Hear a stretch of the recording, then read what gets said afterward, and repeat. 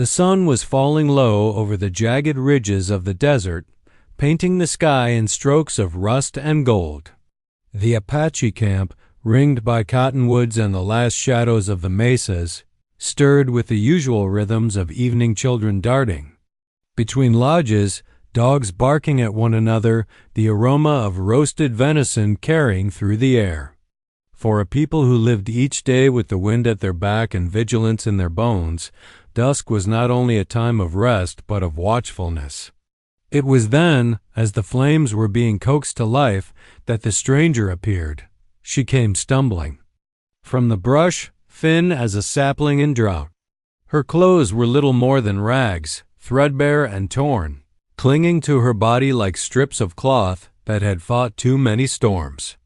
Dust clung to her skin, darkening the lines of her face, and her hair, once perhaps long and lustrous, now hung in tangles like a crow's nest. Each step looked borrowed from her last ounce of strength, her shoulders slumping forward as if the desert had pressed all its weight upon her back. The nearest warriors stiffened. A stranger was no small matter. In these lands, every outsider might be spy, thief, or ghost of an enemy past. Spears and bows shifted into hands, their owners' eyes narrowing with silent questions. The dogs snarled, hackles rising, but the woman did not flinch. She raised her hands not in defiance, but in surrender. "I ask nothing," she said, her voice cracked and thin, like a reed bent by too much wind. "Only a scrap of food and a place to rest. Just for the night." Her words wavered in the air, carried by the crackle of the nearest fire. There was no arrogance in her tone, no hint of trickery. It was the plea of someone whose pride had already been stripped away long before she had stumbled to their camp. For a heartbeat, the camp stilled. The children hushed their play. The women paused in tending to pots and fires, their hands hovering over ladles and baskets of corn. Even the wind seemed to hold its breath. This woman was not one of them. Her speech carried a cadence foreign. To the Apache tongue, her garments suggested no tribe they knew. She was an outsider, and outsiders brought unease. Yet there was something in her eyes that could not be ignored. Beneath the dust and exhaustion, they carried a quiet dignity, a refusal to beg for more than what was necessary. She did not ask for a blanket, nor water to bathe, nor even shelter within a lodge. Only scraps, only a corner. As though she feared taking up too much space in a world that had already denied her a place. One of the older warriors muttered beneath his breath, suspicion hardening his jaw. A woman does not walk alone in these lands without reason. Where are her people? Where is her story? His hand tightened on the haft of his spear, but the stranger gave no explanation. Her lips trembled, but she bowed her head as though the weight of answering was too much to bear. Her silence was not defiance. It was weariness, the silence of someone who has told her story too many times to those who did not care to listen. She seemed prepared to be turned away, to wither quietly beyond the circle of their fires. The dogs crept closer, sniffing at the edges of her tattered garments. One let out a low growl, and still she did not move. If anything, she lowered herself further, easing down to her knees so that she might seem smaller, less threatening. A beggar at the threshold, willing to endure humiliation if it meant survival. A child, curious, peeked from behind her mother's skirts. His wide eyes followed the woman's every gesture, his small fingers gripping fabric as if to anchor himself. There was fear in his gaze, but also fascination, the kind of raw wonder only children allow themselves when confronted with mystery. To him, the stranger was not danger, but a puzzle. A broken figure who had wandered into their story unannounced. The woman noticed him and managed a smile, faint and fleeting like a spark from a dying ember.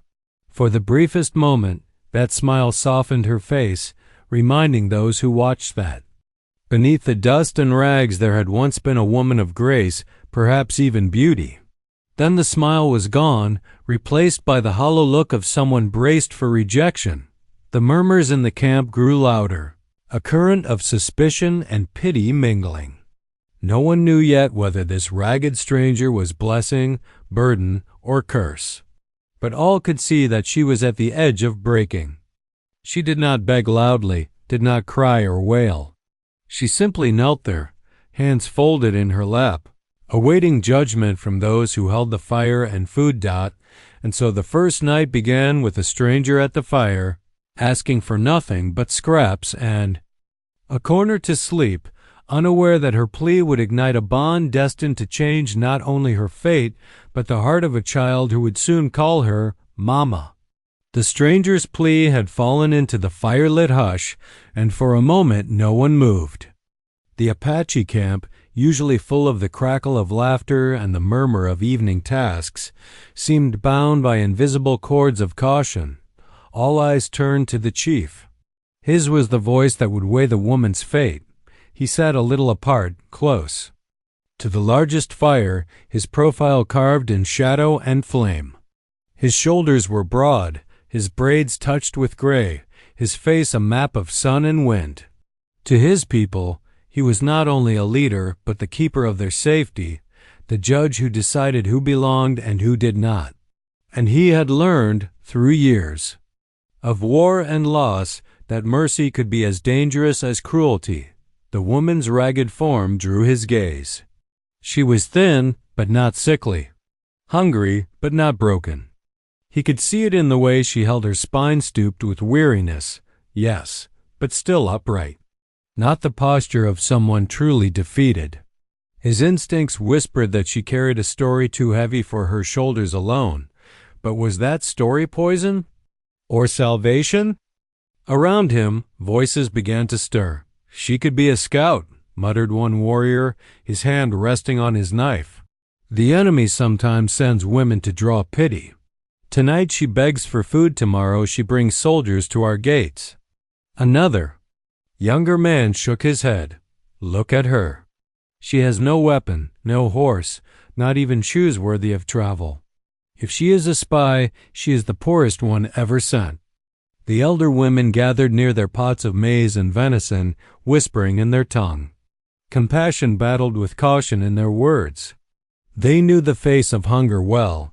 It was a face their own children had worn during lean winters, when rabbits were scarce and storms unforgiving. To turn away a starving woman felt like turning away memory itself, but the chief did not rush to speak. He had seen mercy twisted into regret before. Years ago, he had once taken in a wounded man who stumbled to their fire claiming peace. By morning, the man had fled, and before noon, soldiers rode down upon the camp, killing 3 and scattering the rest. The cost of misplaced kindness was seared into him like an old scar. And yet, he looked at his daughter. She was sitting cross-legged near the flames, her dark eyes fixed on the stranger. While the others shifted uncomfortably, suspicious or dismissive, the girl's gaze held no fear, only curiosity, soft and unguarded. She tilted her head, studying the woman as though she recognized something the rest of them could not see. The chief felt his chest tighten. His daughter had never known her mother's arms. She had been lost in childbirth, leaving him to raise the girl with the help of the tribe's women. Since then, the child had watched others cling to their mothers while she had quietly carried her own emptiness. Perhaps that was why she stared so intently now, searching for something unnamed in the stranger's face. The chief's jaw clenched. He could not let sentiment cloud his judgment. But neither could he ignore the pleading of his daughter's silent eyes. He rose slowly, the movement alone enough to still the murmurs. When he stood, his presence was commanding, calm but unyielding. Like the mesas themselves, he stepped forward, close enough that the firelight revealed the sharp planes of his face. The woman flinched, but she did not look away. "You ask for food," he said, his voice low, deliberate, "and a place to rest, but this is not a land of plenty. Every mouth here is counted. Every grain of corn is guarded. Why should my people share what they have earned with you when you bring nothing but mystery?" The woman lowered her head. "Because I will not survive without it." Her words trembled, yet she did not beg further. She offered no promises, no flattery, just the bare truth, laid at his feet like a fragile offering. The chief studied her in silence. The fire crackled between them, casting sparks into the night. At last he spoke. "You may stay one night. No more. You will sit by the outer fire, not within the lodges. You will eat the scraps, no more than the dogs. And in the morning, you will go." A ripple of relief and disquiet passed through the camp. Some nodded approvingly. Mercy had been shown, but boundaries set. Others frowned, uneasy that the chief had allowed even this much. The woman bowed her head, gratitude flickering in her hollow eyes. "One night is more than I deserve," she whispered. But as she moved toward the place he had pointed, the far edge of the camp, near the shadows a small hand caught hers. The chief's daughter had risen, bold as sunrise, and without permission she slipped her fingers into the stranger's palm. The camp gasped softly, but the child only smiled, as though she had chosen what no decree could deny. And the chief, standing tall beside the fire, felt the first stirrings of unease in his own heart, not because he feared the woman's hunger, but because he feared the bond that might already be forming. The stranger settled at the edge of the fire on a small patch of worn earth that would be hers for the night. Sparks leapt from the flames, casting fleeting shadows across her thin frame. She ate quietly, nibbling the scraps the women had offered, careful not to appear greedy or disrespectful. Yet the eyes that watched her were not those of the warriors or the elders. They belonged entirely to the chief's daughter. The girl had been drawn to the stranger from the moment she had entered the camp. She sat cross-legged on a log near the outer circle, her dark hair falling over her shoulders like a curtain, and studied the woman with a quiet intensity. She said nothing. Words were not yet needed. Her small hands clutched the hem of her tunic. As she traced the stranger's movements, memorizing the way she bent to pick up a piece of bread, the way she lowered her eyes when she spoke. Each gesture seemed to tell a story the girl longed to understand, that no one else dared linger so close. Some whispered among themselves, cautioning the girl to mind her place, to remember the rules of the tribe. Outsiders were dangerous, even women, who appeared weak, but she ignored them. She had never known her mother, had never felt the warmth of a familiar hand or the lullaby of a voice meant only for her. And in this stranger, ragged and dusty though she was, there seemed to be something. She could recognize something deeper than face or form. The stranger paused mid-bite, sensing the gaze. She looked up, her hollow eyes meeting the child's. For a brief moment, the air between them stilled. It was as if the fire itself had hushed, giving them this fragile space. The woman's tired eyes softened, and she offered the faintest of smiles, almost apologetic. The girl returned it, her face lighting with something she had never admitted even to herself: hope. She edged a little closer, careful not to startle the woman, careful to respect the unspoken boundaries that defined the camp. She spoke, but only in whispers, as though her words were too precious to risk. "Where did you come from?" she asked. The woman shook her head. I have traveled far." Her voice was roughened by dust and wind, but there was a gentleness to it, a quiet humility that reached the girl's ears like a melody. "Too far, perhaps. Did you have a family?" The girl's question hung in the night air, more delicate than the drifting smoke. The woman's hands trembled slightly as she put down the bread. Her eyes, for the first time, revealed something unguarded, a memory she had tried to bury. "Once," she whispered, "but they are gone now. I have no one." The girl's small fingers brushed the stranger's hand, a tentative gesture born of instinct rather than permission. The warmth of her touch startled the woman, yet it was not unwelcome. She let her hand remain under the girl's, her eyes glimmering with gratitude and surprise. The child studied the woman as she ate, noting every pause, every movement, every shadow that crossed her tired face. In that scrutiny, she sought not judgment, but understanding. She was trying to answer a question she did not yet know how to ask. Could this woman, who had no place here, who asked for nothing but scraps and a corner to sleep, become something more than a stranger? Could she, perhaps, be someone to fill the emptiness left in the girl's heart?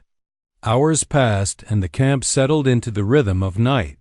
Fires dimmed, shadows stretched long, and even the dogs quieted, curling into themselves by the lodges. Yet the girl remained, steadfast as the mesas surrounding their home. She whispered small observations, pointing out how the woman's fingers ached from gripping her bowl, or how her eyes flinched when a wind gust stirred the dust around her. And the stranger, tired and weary, began to answer, not just with words but with stories. She told of lands beyond mountains and rivers, of storms that tore across plains and deserts that could swallow whole the unprepared. She spoke of courage in small acts, how to survive, how to endure, how to carry one's dignity when the world had taken everything else. The girl listened, rapt, absorbing each tale, each cautionary memory, each lesson in a way that no lullaby could have taught her. By the time the fire was reduced to glowing embers, the girl's admiration had grown into something far more profound. She did not yet know the word, the declaration, the naming of the bond that was forming. But she knew in her small, resolute heart that this stranger was no ordinary visitor.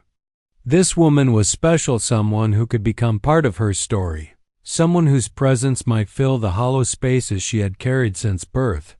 And as sleep tugged at her eyelids, she whispered to herself, almost as a prayer, almost as a promise, "Stay, please stay." The stranger, hearing the whisper but not responding yet, allowed herself a quiet sigh. Perhaps tonight, she thought, would be different. Perhaps tonight, the edge of a fire and the watchful eyes of a child would offer her something she had long believed impossible, a place to belong. The night deepened, the camp settling into quiet rhythms as stars pricked the sky like tiny, watchful eyes. The stranger had eaten her meager scraps and settled against the earth at the edge of the firelight, yet she did not sleep. Her gaze lingered on the small figure of the chief's daughter, who had remained near, curling her knees close and listening to the soft crackle of embers. There was an energy in the girl that was unshakable, a quiet insistence that something good could exist, even in the most ragged and broken of souls. For the first time that evening, the woman allowed herself to breathe. She had spent so long moving through the world unnoticed, unseen, that even the warmth of the fire seemed unfamiliar. But in the presence of this child, she felt a small spark awaken, a strength that had been buried under years of hardship, fear, and survival. It was not the strength of armies or hunters, but a softer, quieter power, resilience, kindness, and the courage to care when care had been denied. "You are very brave," the child whispered as though reading her thoughts, "to come here alone, to ask for nothing more than scraps." The woman smiled faintly, a flicker of pride and humility intertwined. "I have had no choice but to be brave," she admitted. Her voice was low, carrying the weight of experiences too heavy to explain in full. When the world offers nothing, you either learn to stand or you fall and never rise again. The girl's eyes widened. Do you ever cry?" The woman paused, looking away toward the distant mesas where shadows stretched like memory across the land. She had cried often in secret, hidden from eyes that might judge weakness as failure. "Yes," she said finally, "many times. But tears do not make you small. They make you human. And strength is rising after each fall." The girl nodded solemnly, absorbing the words as if they were a lifeline. She could sense that this woman carried more than hunger or exhaustion. She carried knowledge of storms, both in the world and in the heart, and the ability to endure when all else threatened to break her. You are different from others, the girl said, her voice barely above a whisper. You are not like anyone I've ever seen. The woman chuckled softly, the sound a quiet melody that seemed to make the shadows around her retreat. Perhaps, she said, or perhaps I am like everyone. I have only learned to survive by noticing what others cannot, by listening when others speak, by helping when no one asks, by carrying what must be carried in silence. In the glow of the dying fire, the girl's face lit up with understanding. She saw it now. The woman's strength was not in force or fear, but in the quiet acts of courage that could not be measured by warriors or chiefs. The woman's body was weary, yes, but her heart was vast. Her hands, though calloused and torn, could soothe, could create, could protect. She had learned to endure, and in that endurance lay power greater than any spear or bow. The stranger shifted slightly, pulling a small bundle closer. From it, she retrieved a simple piece of cloth, folding it carefully before placing it near the girl. Here, she said, a gift. Not much, but it is mine to give. The child's eyes sparkled with delight. Thank you. But why are you so kind? You don't know me. The woman's gaze softened. Because kindness does not require knowing. It requires seeing what is needed and doing what you can. That is the strength that keeps the world from breaking entirely. For the first time in many nights, she felt warmth not born of fire or food, but from connection. The child, so fearless in her quiet way, had awakened something that had been dormant for years.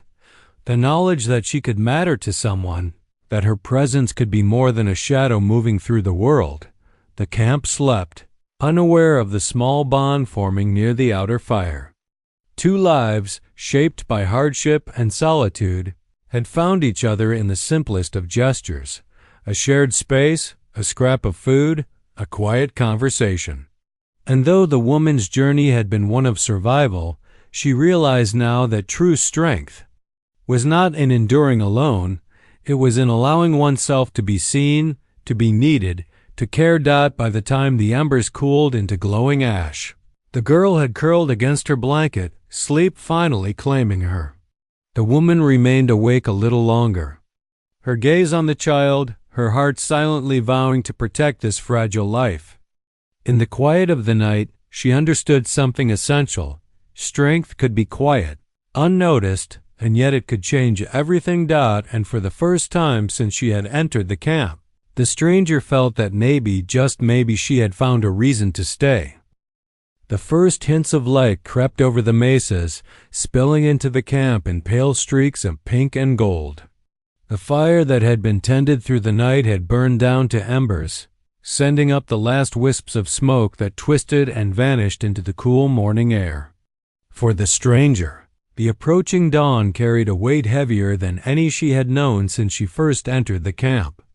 She rose slowly, stretching her stiff limbs, careful not to wake the sleeping child curled nearby. The night had been quiet, yet it had left its mark on her heart. She had shared her stories, offered what little comfort she could, and felt a flicker of something she had long forgotten, belonging. But now, as promised, it was time to leave. One night had been all she could accept, and one night had been all the camp had offered. Her bundle was small, containing the few possessions she had carried for months: scraps of cloth, a worn blanket, a small polished stone she had picked up from a riverbed long ago. She wrapped it carefully, securing it against her chest, and prepared to step beyond the circle of the camp where she had found temporary shelter. Yet as she moved toward the outer edge, she felt the brush of a small hand on her sleeve. The child was awake, her dark eyes wide with a mixture of fear and longing. "You're leaving," she said softly, not as a question, but as an acknowledgment of the inevitable. The woman knelt down, meeting the child's gaze. I promised. I would leave, she said, her voice low and steady, though it quivered with the unspoken ache of parting. I cannot stay. It is safer for both of us if I go now, before the day begins. The girl's hand tightened around hers, small but insistent. No, she whispered. Please don't go. I want you to stay. The stranger's heart clenched. She had spent so long learning to survive alone, to move through the world without attachments, that the intensity of the child's plea was almost unbearable. Yet she had learned something essential the night before. Strength was not only in enduring hardship, but in facing the bonds that made leaving impossible. The words caught in her throat. She looked past the girl, at the camp slowly stirring to life, at the warriors already tending horses and weapons, at the women preparing the morning meal. To stay would defy the careful boundaries the chief had set. To leave would break a promise, but it would also honor the rules that kept the tribe safe. The child stepped closer, her small face tilted upward. I don't care about the rules. I want you to be my mama. The words hung in the morning air, fragile yet absolute. Time seemed to stop. The fire's glow, now pale under the rising sun, illuminated the woman's face, revealing the mixture of shock, awe, and dawning realization. The child's longing was not just for food, not just for comfort. It was for the presence she had never known, but had quietly recognized in the woman who had shared her stories. Her attention and her strength that the stranger sank to her knees, overwhelmed. She had never been called Mama before. She had never been needed like this, in a way that went beyond survival or mercy. The word resonated in her chest, filling a space she had long thought empty. Her voice faltered, then steadied. I don't know if I can, if it's right. The child shook her head fiercely. It's right. I know it. You're the only one who understands me. You're the only one who cares. The camp had begun to notice, though most remained silent. Even the chief, standing a short distance away, had paused, his stern expression softened by the sight of the bond forming before him. He had seen many kinds of courage in his life, but this quiet, unspoken, undeniable connection between a child and a stranger was different. Finally, the stranger rose, lifting the child into her arms. The warmth of her embrace was unfamiliar, yet not uncomfortable. For the first time in months or years, she allowed herself to feel the depth of connection, the fragile yet unbreakable thread that now tied her to another human being, the chief's. Daughter pressed her face against the woman's shoulder, murmuring, "Stay, please stay." The woman looked out across the camp, at the people who had offered her scraps and a corner, and felt a strange, steady courage. She could leave and continue wandering, or she could stay and claim a new beginning, fragile though it might be. For the first time in a long while, she chose not survival, but love. The morning sun had risen fully, casting warm light over the camp, turning the dust on the pathways into gold and illuminating the faces of the people beginning their daily routines. The women stirred pots, the children chased one another in laughter, and the warriors checked their weapons and mounts. Yet despite the ordinary rhythm of the camp, a stillness lingered around the edge of the fire where the stranger and the chief's daughter stood, holding each other as if the world outside did not exist. The child's small hands clutched the woman's worn cloak, her eyes wide and unwavering. "You're not leaving," she whispered again, as though saying it aloud would make the hope real. The stranger shook her head slowly, her voice trembling. I promised I would go. I cannot." Before she could finish, the child's lips formed a single word that struck the air like a bell. Mama. The word hung in the morning stillness. It was simple, tender, absolute. The camp seemed to pause around them. The fire crackled softly, sending up small sparks that twined like smoke into the sunlight. Even the wind seemed to hesitate, carrying. The word across the open spaced out silence followed, thick and palpable. The elders stopped stirring their pots. The warriors froze mid-motion, and the younger children slowed their play, sensing that something extraordinary had just occurred. The word had shattered more than quiet, it had shattered assumptions, doubt, and the invisible walls the camp had built around itself. The stranger felt her chest tighten. Her knees went weak under her, and she sank slightly, holding the girl close. She had known hunger, fear, and loneliness, but she had never known a bond like this, named in a single syllable. The word Mama carried more weight than any fire, any weapon, any road she had traveled. It carried trust, longing, and unconditional need, all of it directed at her.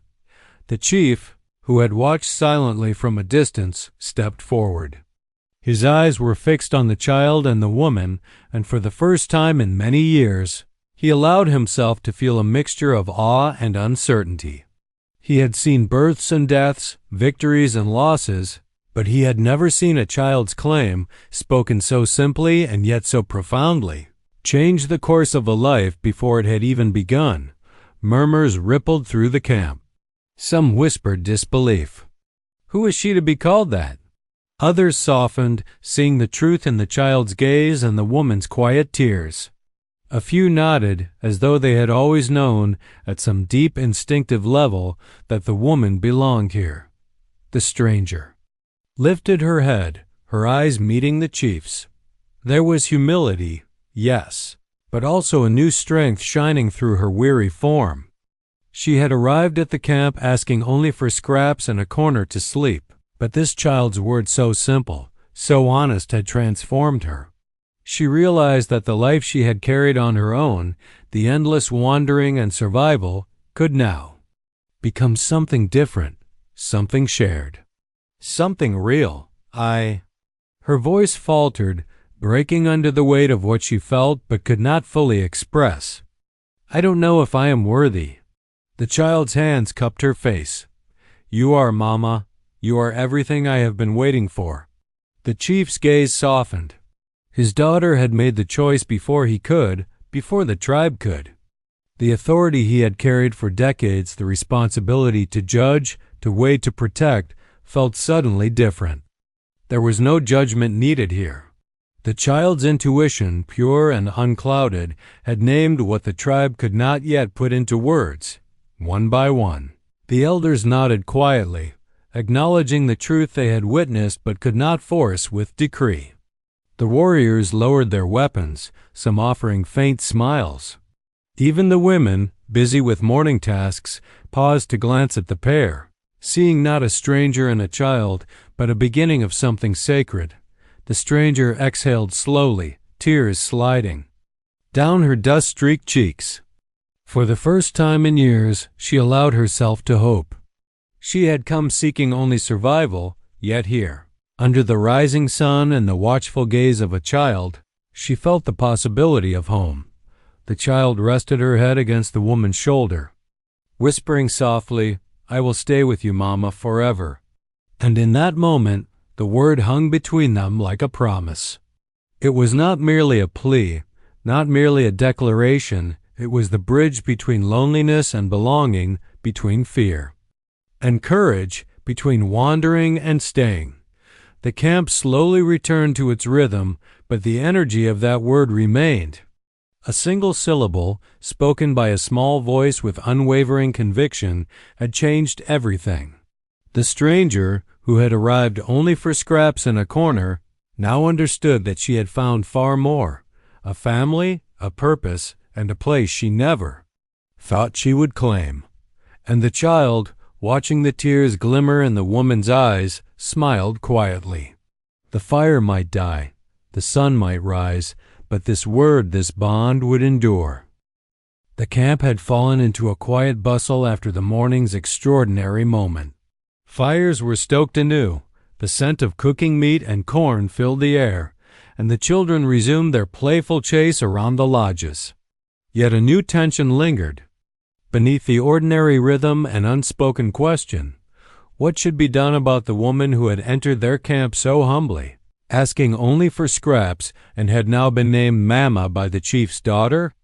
The chief had gathered the elders and the older warriors near the central fire. They sat in a semicircle, their faces grave, the early sunlight highlighting the lines carved by years of responsibility. The woman stood slightly apart, wrapped in her ragged cloak, quiet and watchful. Her eyes were cast downward, wary of both praise and judgment. She had expected suspicion, perhaps even hostility, but not the weight of such deliberation. The chief's voice was calm, steady, yet carried the authority of a man who had led his people through countless storms. This woman asked for nothing beyond a corner to sleep and scraps to eat, he said. And yet a bond has formed, a bond that our children understand better than we do. One child has claimed her. That is no small thing. An elder spoke next, his voice laced with caution. She is not of our tribe. We cannot be certain of her past, her intentions, or her strength in ways we value for survival. If we welcome her, what risks do we take? A young warrior shook his head.